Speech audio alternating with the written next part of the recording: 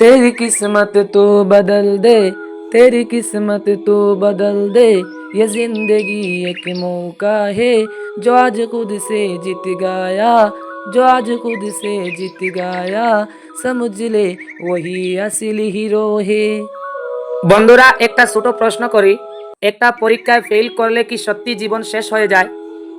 না হলে এই বইটা আমাদের মাথায় ঢুকলো কোথা থেকে? এই বইয়ের জন্ম কোথায়?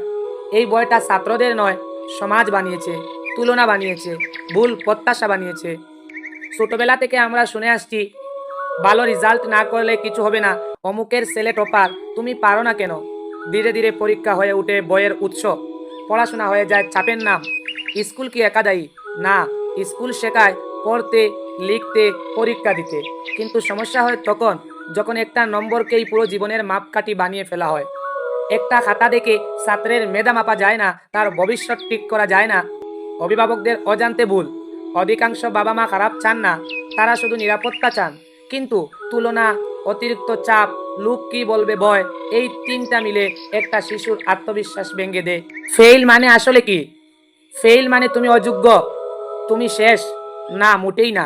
ফেইল মানে এই পদ্ধতিটা কাজ করেনি, নতুনভাবে চেষ্টা করার সুযোগ।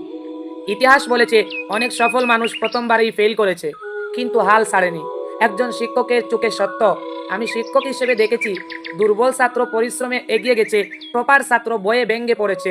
কারণ নম্বর নয়, মানসিক শক্তি আসল।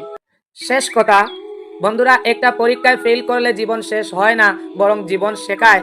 আজ যদি তুমি ফেল করো, তুমি শেষ নয়, তুমি শেখার পথে আছো। চলুন আমরা প্রতিজ্ঞা করি, ছাত্রকে নম্বর দিয়ে নয়, মানুষ হিসেবে বিচার করব। কারণ একটা খাতা নয়, একটা জীবন অনেক অনেক অনেক বড়।